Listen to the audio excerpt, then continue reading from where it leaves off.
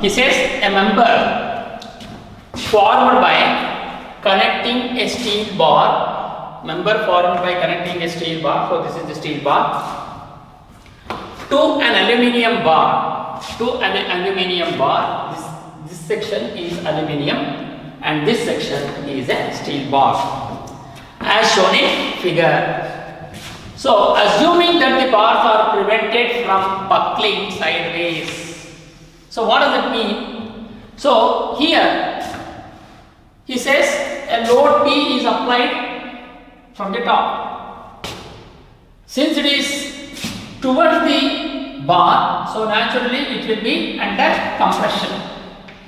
Once it is under compression, then naturally the other end of the bar is fixed. Say for example, if I consider a cross section here, wherein you have a bar and this bar is compressed from the top P, so naturally there will be a chances of buckling in the sideways. So this is the nature of buckling which is going to take place. So that means this buckling is neglected. That means you are not considering the effect of buckling. That's what he means. Buckling sideways. Calculate the magnitude of force F. So here he says P, so we are going to take P itself here. That will cause the total length of the member to decrease by 0.3. Decrease by 0.3. Why it is decreasing by 0.3? That is basically because here we are applying the compression. Since we are applying the compression, so naturally there will be a decrease in length instead of increase. Increase or extension in length will going to come into the picture only when we applied a tensile load. The values of elastic modulus of steel and aluminium are 2 into 10 to the power of 5 Newton per mm square and 6.5 into 10 to the power of 4 Newton per mm square. Now we will going to consider the total compression of the bar. So now the total compression of the bar,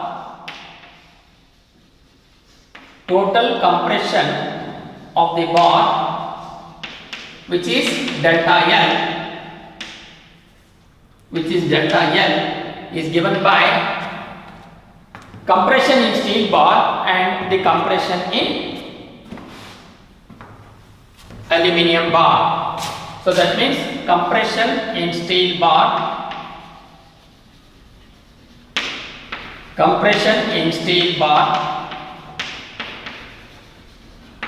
plus compression in aluminium bar. So that means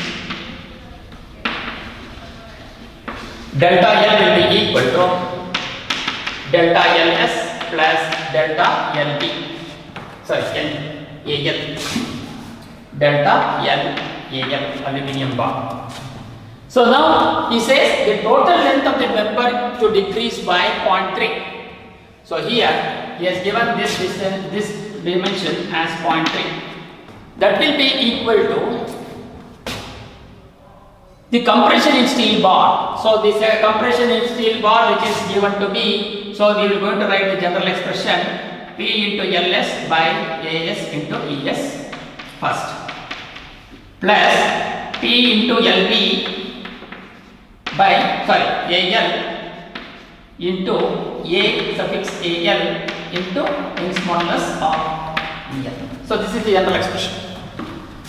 So now we can take, since the load applied is common for both the steel bar and also the aluminium bar, so we can take that as the common factor, and then we can write LS by AS into ES plus LAL by AAL into EAL. So this is the expression, general expression. Now we will go to substitute the values. So the total decrease in length, which is 0.3, will be equal to, so the load applied which we don't know, that is the one which we need to find out. So to find out that value, so we are going to write P, then we are going to open the square bracket. So the length of the steel bar is given to be 200 it will be 200 and divided by area of section of steel. Here it is not a round bar, it is a square bar because he has given 60 mm by 60 mm. So what is the area of a square? The area of a square is L into L. So that means if this is the square, so this is L and this is also L, then area of square bar will be A is equal to L into L, which is equal to L square. So here, so this will be 60 into 60 into Young's modulus of steel bar, which will be equal to 2 into 10 to the power of 5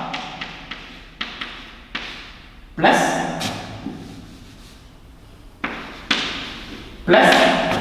again to take out this length of the aluminium bar, which is 300, then area of aluminium, which is 100 by 100, again it is a square, 100 by 100 into 6.5 into 10 to the power of 4 Newton per mm square. So after simplifying this, therefore the total force applied on this member, therefore applied force P, therefore applied force P is given by, after calculating simplification, applied force P is given by